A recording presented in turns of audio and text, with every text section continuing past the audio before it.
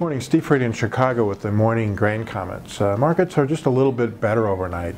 Beans up about a nickel, corn up a couple of cents, and wheat's about unchanged. The big story overnight was the Chinese Planning Committee came out and said that they will make sure that their growth continues at about 7.5% or higher in the next years. They also mentioned that their goal is to continue to increase ag crop production and to build stockpiles of corn, wheat, soybeans, and rapeseed. All those things were positive to the marketplace. The dollar's a little bit lower. Most commodities are a little bit higher. Also overnight, we saw that crop conditions in the hardwood winter wheat belt showed a slight improvement after last week's moisture.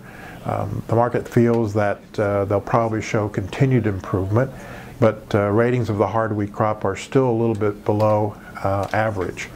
We also noted that Texas corn planting is a little bit ahead of last year, and we're going to be watching that pretty closely because we need that southern U.S. corn crop to be planted early. The CME announced the new trading hours that will take effect pending CFTC approval. We're going to start the night before at 7 p.m. and stop trading electronically at 7:15 a.m.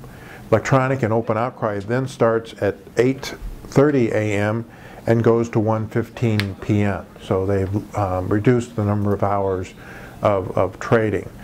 The market, though, we feel, continues to see good funds selling above the market, partly because the confidence is high that this weather pattern across the Midwest is different than last year. And with this type of weather pattern, except for maybe some extreme western states, could suggest normal crops. And so they're pushing on the marketplace right now, assuming normal crops.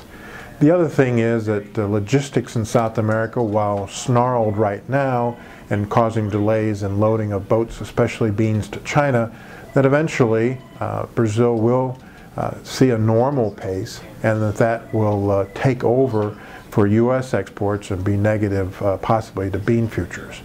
Cash basis levels in the United States are near record high levels, showing how tight the U.S. old crop situation is and how flat prices are still below where farmers want to sell. So again, we have somewhat of a two-tiered trading system with nearby markets supported by lack of farmers selling and low supplies, and new crop being pressured by the perception that 2013 U.S. weather will be normal.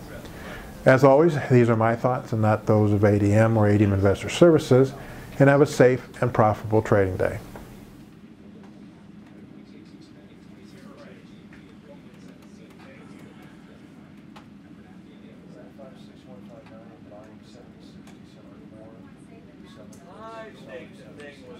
I think that high is there for a while.